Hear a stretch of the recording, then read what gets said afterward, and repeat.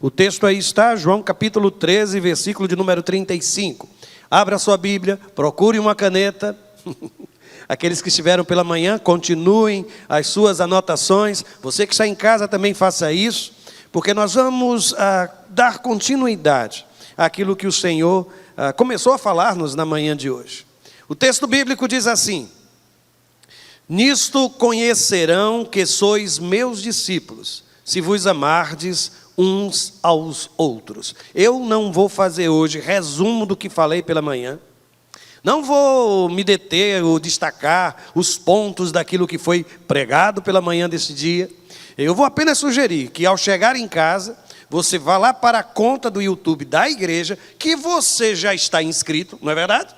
Eu duvido que tenha alguém aqui não inscrito ainda no canal da Igreja Batista do Farol, não é? Então você vai lá e vai poder acompanhar tudo quanto foi dito hoje pela manhã.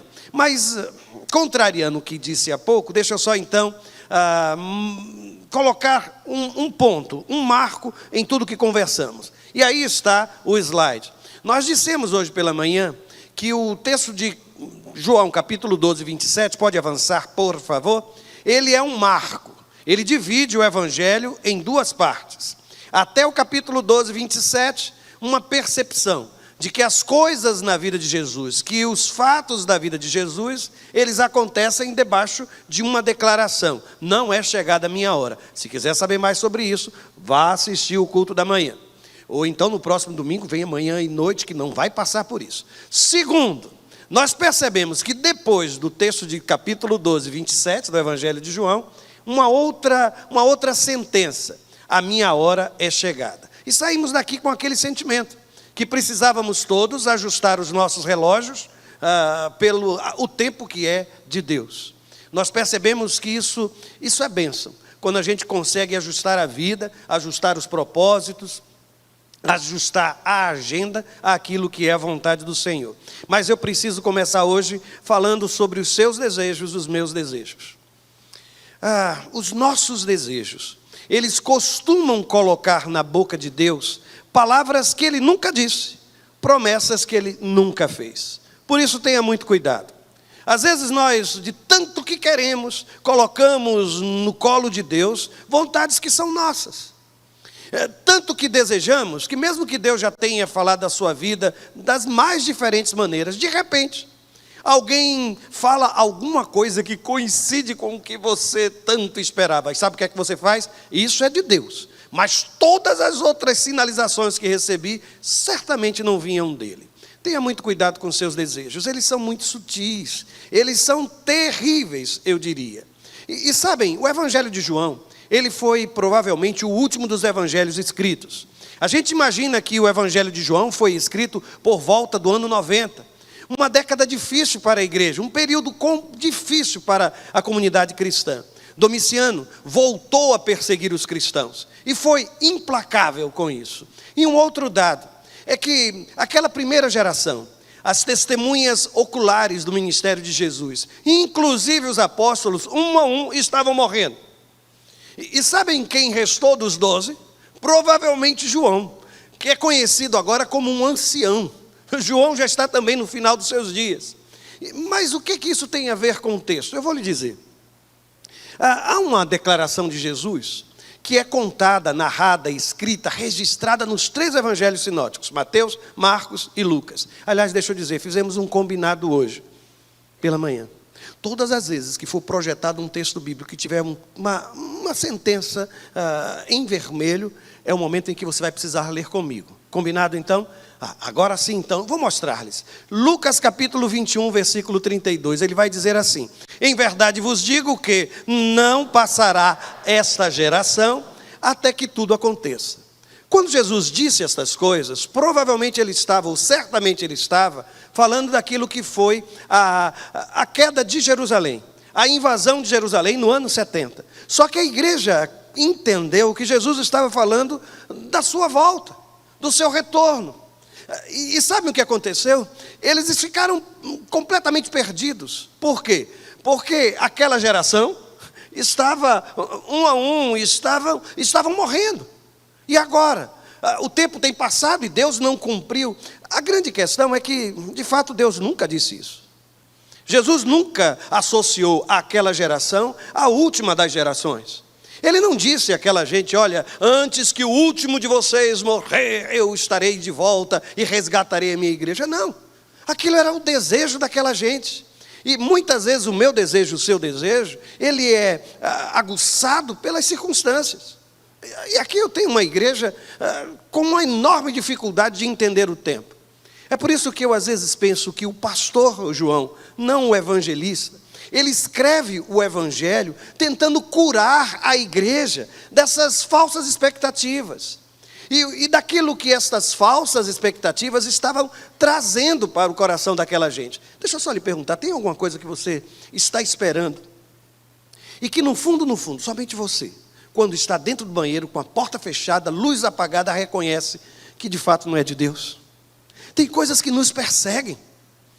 Nós ouvimos Deus falar no passado, entendemos naquele momento de que Ele não concordava, Ele não sinalizava, Ele não nos orientava naquela direção, mas aquilo continua em algum porão da minha alma, e sempre que eu vejo de novo aquela criatura, eu endoideço, e sempre que eu ouço falar sobre aquela oportunidade de trabalho, eu penso que eu estou no lugar errado, e isso vai criando como que brasas no meu coração, brasas na minha mente. Entenda o que eu vou lhe dizer. Aceitar que tudo tem o seu tempo é libertador. Você precisa se libertar dessa sua necessidade. Gente, é por demais infantil querer controlar a sua própria vida. Você não aprendeu que isso não está debaixo do seu controle? É por demais infantil imaginar que a vida vai cumprir todos os seus desejos, tudo quanto você no coração deseja. E eu vou mostrar-lhe o quanto isso é libertador. Quando você aceita, assim, que tudo tem seu tempo, que Deus está no controle de todas as coisas, você primeiro descobre que nada irá acontecer com você fora do controle de Deus. A igreja precisava saber disso.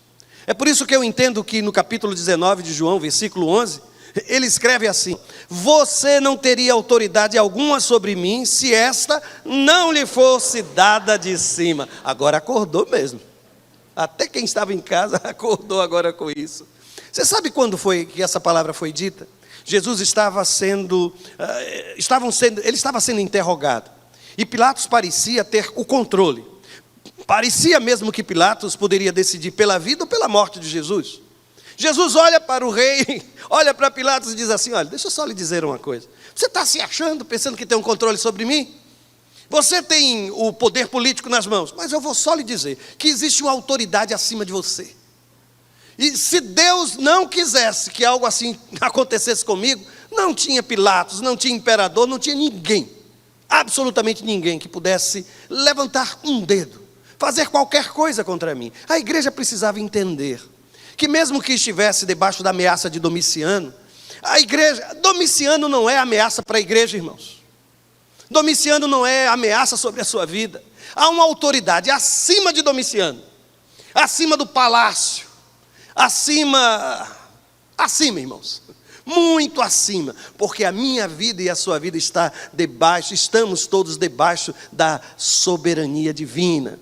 E eu gosto quando o apóstolo Paulo fala dele como prisioneiro, e ele diz assim: eu sou prisioneiro de Cristo, não sou prisioneiro de Roma, não. Você pensa que Roma é quem me controla? Quando você se libertar dessa sua preocupação excessiva, e imaginar que a sua vida está nas mãos do seu patrão, e você que está vivendo nesses dias a ameaça de ser despedido, como vai ser a minha vida? Oh meu Deus, Deus já supriu as suas necessidades até aqui, Ele vai continuar fazendo. Você que imagina que a sua vida está nas mãos do médico que vai fazer uma cirurgia, ou que está cuidando de você, um tratamento. Olha, acima do médico, acima deste médico, há o médico dos médicos, aquele que cuida de cada um de nós. Mas eu vou lhe dizer mais, sabe quem consegue se libertar desta preocupação excessiva? Sabe, quando isso acontece com você, você aprende que é possível viver em paz, mesmo mergulhado em aflições. Eu imagino que quando João lembrou-se dessas palavras de Jesus, era exatamente isso que ele queria que a igreja aprendesse. Ele escreveu assim: eu tenho-vos dito isto, para que em mim tenhais paz. No mundo tereis aflições, mas tende bom ânimo, eu venci o mundo. Agora você imagina, essas palavras hoje tocam o seu coração? Sim? Agora imagina a igreja primitiva. Imagine a comunidade joanina, ouvindo exatamente isso. Olha, para de pensar que as dificuldades ou que os problemas não podem acontecer com um homem de Deus, com uma mulher de Deus. Jesus disse: olha, vocês vão ter aflições, mas todo este discurso, lembram-se do livro da glória, tudo isso que está sendo dito é para que você entenda de uma vez por todas que em Cristo você pode ter paz. Você pode estar mergulhado na aflição. Agora tem uma coisa: tende bom ânimo. E eu vou lhe dizer só mais uma coisa aqui. Não fica pedindo bom ânimo a Deus. A Bíblia está dizendo que bom ânimo é você, sou eu. Ânimo, fôlego, disposição, acordar. Às vezes a gente acorda pelo avesso. Ou às vezes a gente acorda e a cama nos acompanha o dia inteiro. Ou às vezes a gente acorda já pensando na hora de voltar para dormir. A gente sai para trabalhar e diz: ai meu Deus, eu não vejo a hora de voltar para casa. Ânimo. Mas vou dizer mais: quer libertar-se? Eu tenho entendido que aquele que descobre que o tempo é o tempo de Deus, que tudo está nas mãos do Senhor, quando você fizer isso, você vai parar de pensar que a saída é o arrebatamento. Eu vou explicar. Qual era a grande expectativa da igreja? Que Jesus viesse para buscá-los. Essa é uma forma gospel de alimentar pensamentos de morte. Porque você não vai dizer, não vai atentar contra a sua própria vida. Não vai pedir a Deus que lhe leve, ou que evapore. Alguém usou esse verbo hoje comigo. Evaporar. Eu nunca tinha escutado isso, mas vai que a maior parte da gente é de água, né? Então talvez seja verdadeiro esse sentimento. Então a gente começa a dizer: olha, só tem uma saída, Jesus precisa voltar. E aquela igreja vivia isso, diante da perseguição de Domiciano, diante das dificuldades que estava enfrentando. Agora, vejam só, João ouviu as palavras de Jesus, e sabe o que foi que ele fez questão de registrar para a comunidade joanina, para a igreja no final do primeiro século? Você vai precisar lembrar que você vai ter que ler comigo. Juntos? Não peço que os tires do mundo, mas que os livre do mal. Não são do mundo, como eu do mundo não sou. Santifica-os na tua verdade, a tua palavra é a verdade. Consegue entender o que é que Jesus está fazendo? Ele está intercedendo pelos discípulos, e João faz questão de lembrar. Um dia ele orou por nós, e sabe o que ele pediu? Ele não pediu que nós fôssemos retirados do mundo. Então essa expectativa que vocês estão nutrindo, ela vai de encontro àquilo que Deus quer de mim e de você. Ele quer de mim e de você, sabe o quê? Santidade. Escuta isso que eu escrevi, viu gente? Quando chegar a hora, Deus irá retirar a sua igreja do mundo. Mas enquanto isso, o que Ele quer é tirar o mundo de dentro da igreja, irmãos. Santifica-os. Ele clamou pela santidade, não pediu que nós fôssemos arrebatados. Não pediu que, olha, o primeiro século está acabando, não está vendo o que Domiciano está fazendo conosco? Já passamos por outros, Nero nos perseguiu, e aqui nós estamos vivendo com tudo, com tanta dificuldade. Arrebata-nos, Senhor. Ele disse: não quero que você saia do mundo agora não. Você vai ficar no mundo, mas você não é do mundo. E quer saber o que é que Deus quer de mim e de você? Santidade. Quer ver como é libertador? No dia que você entender que o tempo pertence a Deus, que Ele está controlando a sua vida, você vai finalmente parar de reclamar dizendo que há outros mais abençoados que você. A gente começa a olhar para os lados, irmãos, e uma coisa curiosa é que no último capítulo do Evangelho de João, capítulo 21, há um diálogo entre Jesus e Pedro, não sei se você se recorda. E no final daquele diálogo, aí a Bíblia diz que o discípulo amado passou. E Pedro olhou para Jesus: Senhor, eu já ouvi falar, o Senhor já me disse como é que eu vou morrer. Eu vou ser levado para um lugar que eu não vou querer ir, eu vou ficar como que amarrado, mas e esse aí? O que é que vai ser dele?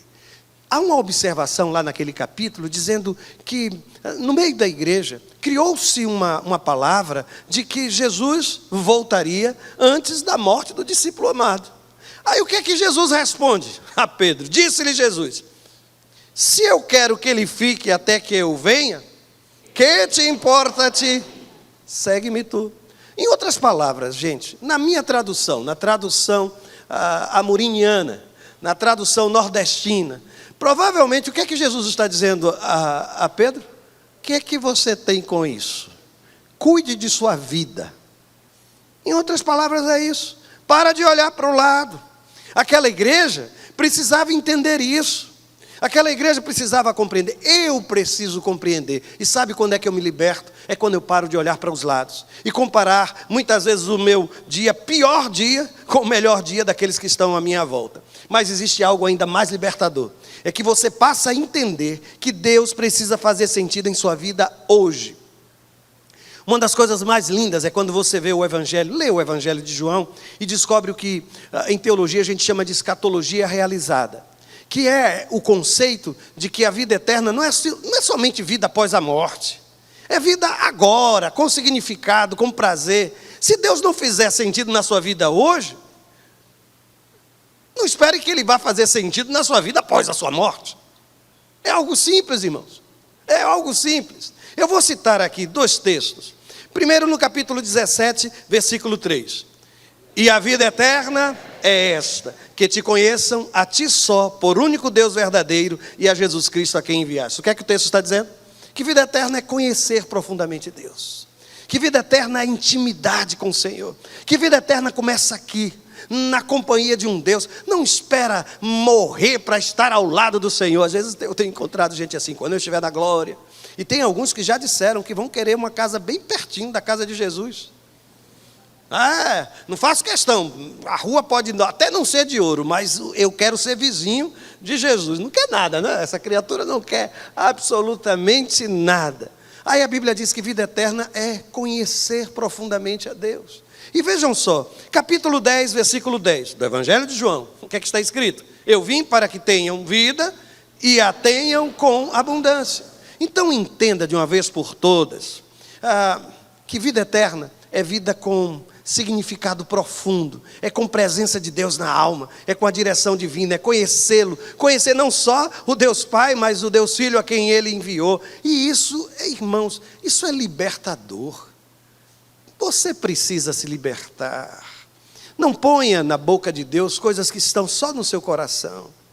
Sabe, deixe Deus agir. Se você está buscando um trabalho, por favor, não precisa dar o endereço da empresa, o CNPJ da empresa, é essa que eu quero. Se você está procurando alguém para compartilhar a vida, cuidado com a sua lista de exigências, precisa assim. Você está sendo exigente demais. E eu vou dizer um segredo, vou lhe contar um segredo, não conte a ninguém. Deus escolhe melhor do que você. Deus escolhe muito melhor do que você. Só que o texto sagrado está falando de que nisto conhecerão que nós somos discípulos pelo amor que nós temos uns pelos outros. Nós falamos desde o início que a ideia de todo o sermão é o vivamos o verdadeiro amor. E se você por acaso me perguntar, como identificar então, pastor, o verdadeiro amor? Vou lhe responder. À luz do capítulo 13 do Evangelho de João. Primeira coisa que eu percebo é de que o amor verdadeiro, ele não desiste. Ele não deixa para trás. Ele não... É como diz o texto sagrado de 1 Coríntios 13, o amor ele jamais acaba. Eu tenho visto às vezes relações acabar, mas o amor não. Eu tenho visto muita coisa ser destruída, mas o amor não. Tenho visto meninos e meninas que saíram da casa dos seus pais, estão distantes, mas o amor daquele pai, daquela mãe, continua. Sabe por quê? Porque o verdadeiro amor ele não desiste. Eu vou citar um texto que citei por diversas vezes hoje pela manhã. João capítulo 13, primeiro verso, parte segunda, que diz assim: como havia amado os seus que estavam no mundo, amou-os até o fim. Segunda observação, ainda como característica deste amor verdadeiro, eu percebo que o amor verdadeiro ele se manifesta pelo serviço. Esse capítulo 13 é o capítulo que narra o momento em que Jesus lavou os pés dos seus discípulos. E aí o texto vai dizer que ele levantou-se da ceia, tirou as vestes e tomando uma toalha, cingiu-se. Depois deitou água numa bacia e começou a lavar os pés aos discípulos. Rapaz, eu estou gostando tanto dessas letras vermelhas, irmão. Estou gostando muito. Não sei se eu vou permanecer fazendo isso, mas eu achei bem interessante, viu? E aí o texto termina dizendo: e a enxugar-lhes com a toalha com que estava cingido. Este é o amor que serve, irmãos. É o amor que se dobra diante do outro para lavar os pés. Eu já disse isso outras vezes, sabe? O grande problema daqueles homens não era lavar o pé de Jesus. Se Jesus sentasse e dissesse assim: olha, algum de vocês pode lavar os meus pés, meus irmãos, ia ser uma confusão. Era Pedro empurrando Mateus, né? Era o Tiago, os Zebedeus, os filhos do Zebedeu, segurando o povo para ver se um dos dois tinha este privilégio. O meu grande problema não é lavar os pés de Jesus. O meu grande problema é lavar os seus pés. É quando Deus me desafia a ser servo dos servos de Deus. Mas eu vou dizer mais, irmãos, o verdadeiro amor, ele nos ensina pelo exemplo. No texto sagrado, depois de ter lavado os pés, a Bíblia diz assim: ora, se eu, Senhor e Mestre, vos lavei os pés, vós deveis também lavar os pés uns dos outros, porque eu vos dei o exemplo, para que, como eu fiz, façais vós também. Pelo exemplo, irmãos. Alguém já disse que um pai e uma mãe devem ao filho 3 coisas. A primeira delas, exemplo. A segunda delas, exemplo. A terceira delas, água, não, exemplo. Exemplo. O exemplo como base de todo o processo, irmãos, de aprendizado. Tornar-se discípulo é reproduzir, replicar o exemplo deixado pelo Senhor. E o texto vai ainda mais longe, sabe? Querem uma outra característica do amor verdadeiro? O amor verdadeiro também confronta, irmãos. O amor verdadeiro também exorta. O amor verdadeiro, ele também ensina. Durante o momento do lava-pés, a Bíblia diz que Jesus se aproximou de Pedro. E quando Jesus se aproximou de Pedro, disse-lhe Pedro: nunca me lavarás os pés. Respondeu-lhe Jesus: se eu te não lavar, não tens parte comigo. Isso é uma palavra de exortação. O Deus que nos ama é o Deus também que nos exorta. É o Deus que nos repreende. O grande problema é que hoje a gente não aceita repreensão de quem quer que seja. A figura de autoridade desapareceu nessa sociedade. É enorme dificuldade hoje dos pais exercerem autoridade paterna, materna sobre os seus filhos. Eu não sei quantos aqui são professores, mas de sala de aula. Só vale de sala de aula. E então, como é que está a vida? Maravilhosa. Eu fiquei vendo a quantidade de professores, por favor, agora não, que é feio, mas depois me corrijam se eu estiver errado. Agora não, por favor. Mas o número de profissionais da área do ensino, que hoje estão de licença médica, com problemas dos mais diferentes, é enorme, por uma coisa simples, irmãos. O exercício da autoridade, em sala de aula, dentro de casa, na rua, em qualquer lugar, tem se tornado algo quase que impossível. Mas o amor verdadeiro, ele repreende, mas também ensina. Porque se eu li há pouco o versículo 8, veja o versículo anterior, que foi o versículo 7. Jesus está olhando para Pedro, e eu acho que já sabendo que Pedro iria reagir dessa forma, aí a Bíblia diz assim: olha, o que eu faço, não sabes tu agora, mas tu saberás depois. Eu sei que você é difícil de aprender, meu filho, mas você vai acabar aprendendo. Tem gente que demora para aprender, está sofrendo tanto. Você está sofrendo tanto, por favor, aprenda. Porque a gente só sabe essa coisa de passar de ano? Sair daquela matéria e passar para outra. Se a sua matéria é paciência, sabe quando é que você vai sair dessa coisa que você está vivendo? No dia que for aprovado. Paciente. Vamos para ensinar agora uma outra virtude. Temperamento controlado. Se você está nessa disciplina, que eu acho que tem tanta gente com repetente nessa disciplina, irmãos, você só vai sair dali quando o Senhor moldar o seu temperamento. Sabem, eu li um texto, me perdoem, eu não guardei o nome do autor, mas estou colocando aí entre aspas, porque eu não sei quem foi, mas eu lembro que eu li e anotei. Mas estava escrito assim: vivemos hoje uma espécie de epidemia da distração. Nossa atenção é o tempo todo sequestrada. Criamos uma forma de conexão com as pessoas e com a vida, onde a proximidade deixa de ser necessária. Só que o Senhor revelado é aquele que toca os pés. É aquele que lava os pés, é aquele que pega a bacia. E isso não é virtual, irmãos. Isso é mundo real, é toque. O Senhor revelado nos evangelhos é aquele que pega menino nos braços e os abençoa. É o que toca leprosos, para a surpresa de muitos. É o que toca um esquife, um jovem morto, e devolve-lhe a vida, e o entrega de novo, de volta para sua mãe. Eu preciso declarar, sabem, nós carecemos hoje do amor verdadeiro, não do amor de faz de conta, mas do amor de faz de verdade. O amor que seja real. Mas eu poderia ainda falar de muitas características do amor. Mas eu descobri nesse texto, do capítulo 13, que existe um caminho mais curto. Jesus nos ensina que existe um caminho mais curto para identificar o verdadeiro amor. Está preparado? Isso é tão simples. É só olhar o versículo anterior. Nós temos trabalhado desde a manhã de hoje no versículo 35. Veja o que está escrito no versículo 34. Um novo mandamento vos dou, que vos ameis uns aos outros, como eu vos amei a vós, que também vós uns aos outros vos ameis. Vou lhe perguntar, ficou difícil agora de entender o que é o verdadeiro amor? O verdadeiro amor é o amor do Cristo. É isso que ele está me dizendo. O verdadeiro amor é o amor do Cristo. E esse mandamento ele é novo. Mas eu já li tanto isso, amar o próximo. Só que você observe, a medida do amor ao próximo, em todo o texto do Antigo Testamento, era o amor próprio. Amar ao próximo como a si mesmo. Se isso já lhe parecia difícil, deixa eu lhe contar um segredo. Em Jesus isso aprofunda. Jesus olha para mim e para você e diz assim: você precisa amar o outro como eu tenho amado você.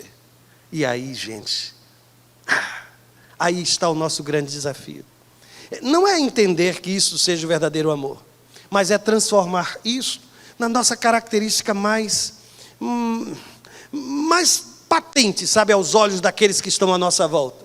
Se querem saber o que é uma comunidade cristã, é uma comunidade onde, na visão de Jesus, os homens e mulheres, os servos e servas se amam mutuamente com o amor dele. Amar ao próximo como ele mesmo tem me amado. Meu Deus. Aí o texto vai olhar para mim e dizer assim, olha, leia comigo. Nisto conhecerão que sois meus discípulos, se vos amardes uns aos outros. Eu vivi uma espécie assim de viagem no tempo. Eu sou daquele tempo.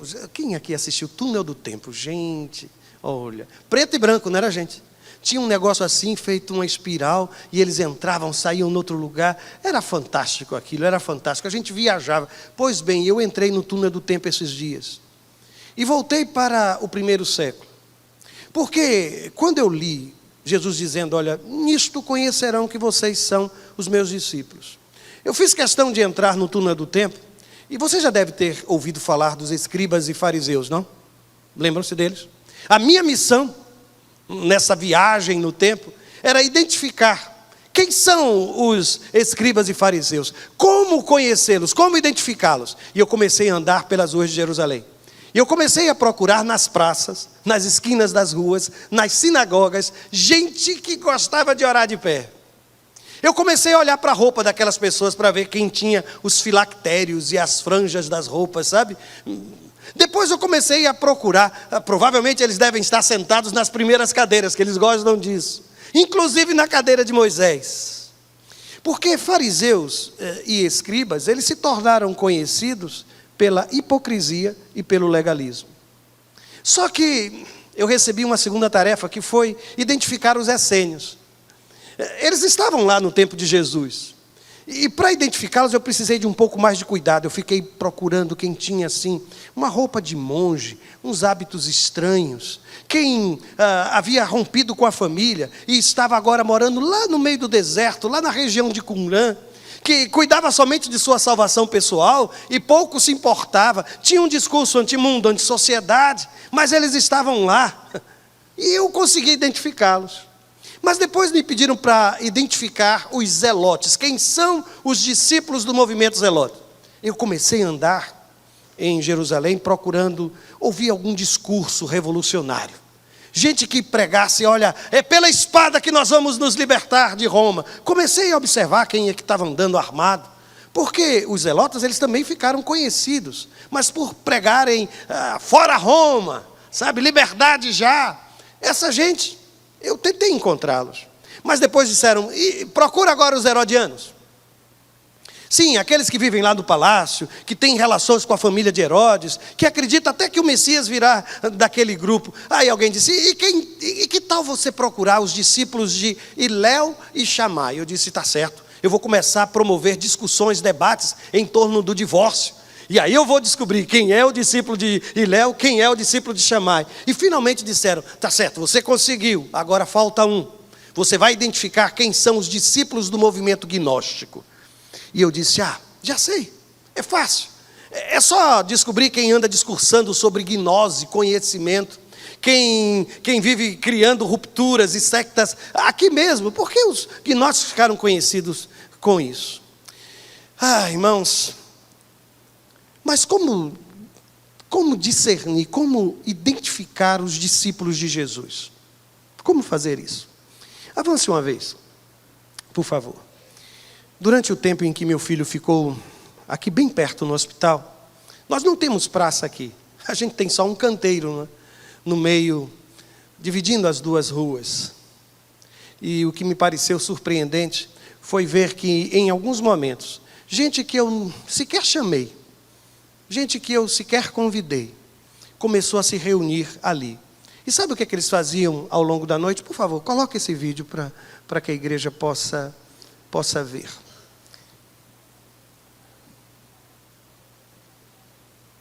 Uma lâmpada estroboscópica está tocando ali.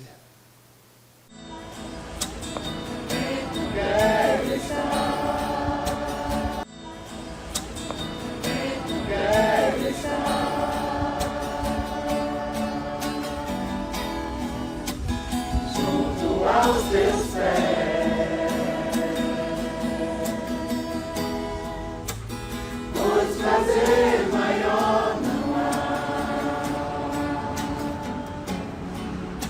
que me render e te adorar. Tudo que há em mim quero te ofertar,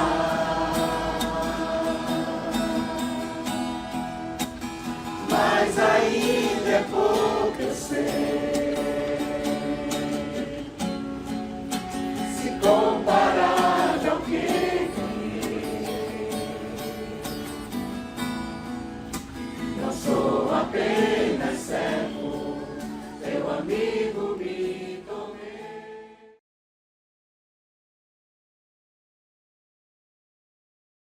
Olharam o que era aquilo. As pessoas passavam e perguntavam, quem são esses? O que essa gente está fazendo aqui? Eles são discípulos de quem? E com alegria a gente podia dizer, eles são discípulos do Cristo. Discípulos do Cristo. Meus irmãos, aquilo marcou profundamente a minha vida, sabem? E é por isso que quando eu pensei em procurar lá em Jerusalém os discípulos do Cristo, eu me lembrei do texto da Bíblia Mensagem, do Eugene Peterson.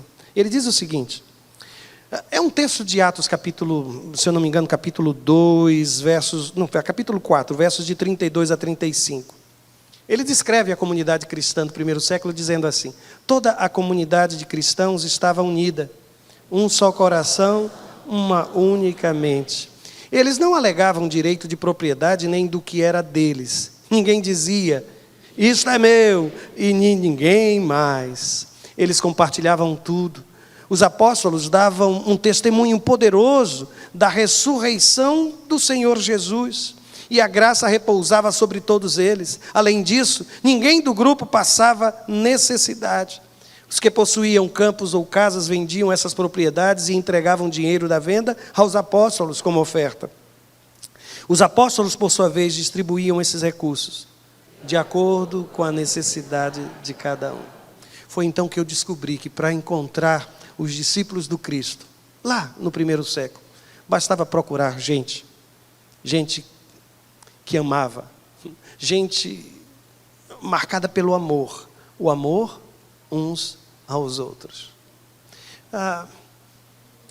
Vocês sabem escrever a palavra amor? São quantas letras a palavra amor? Quantas?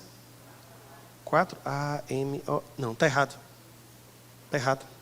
Eu descobri que a palavra amor, hoje ela tem 1, 2, 3, 4, 5, 6, 7, 8, 9, 10, 11. 11 letras. Sabe o que é que amor? Amor é isso aí. Acolhimento. É o amor atitude, gente. É o amor que abraça. É o amor que faz com que a comunidade cristã seja conhecida como uma comunidade de discípulos do Cristo.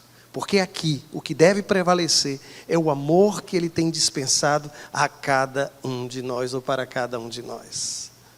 Nós somos esta comunidade, a comunidade do amor do Cristo presente na vida das pessoas. É por isso que quando você for procurar uma igreja, não procura o mais belo templo, não procure a mais bela estrutura, a mais densa estrutura, não. Procure uma comunidade onde o amor já foi traduzido pela palavra acolhimento. Porque este é o símbolo maior do povo de Deus ao longo dos séculos. Vivamos o verdadeiro amor. Feche seus olhos, converse com Deus. E eu não sei se você tem dificuldades na sua caminhada, ou teve dificuldades na sua caminhada, em relacionar-se com os seus irmãos e irmãs em Cristo Jesus. Eu queria sugerir a você, lembre-se do que significa o verbo perdoar. E acolha esta pessoa em seu coração. Talvez você tenha escutado uma palavra que lhe marcou e machucou profundamente. Faça o mesmo. Lembre-se do verbo perdoar. Quem sabe você foi alvo do cuidado de muita gente e talvez tenha se esquecido de trabalhar com o verbo agradecer. A sua palavra pode abençoar a vida de alguém, sabia? Essa pessoa que está aí ao seu lado, ela tem uma espécie de tanque emocional, sabe? Que precisa ser preenchido pelo amor do Deus eterno. E sabe como é que Deus ama as pessoas em nossos dias? Eu tenho aprendido de que sim, Deus faz às vezes conexões diretas do coração dele para o meu coração. Mas algumas vezes eu sinto o amor de Deus no amor que você tem dispensado por mim. No amor que eu tenho recebido de você. E isso é ser igreja. E isso é ser igreja. Ore por alguns instantes e peça a Deus para que você seja conhecido sim como um discípulo do Senhor, como alguém que aprendeu a amar como Ele nos ama. Faça isso.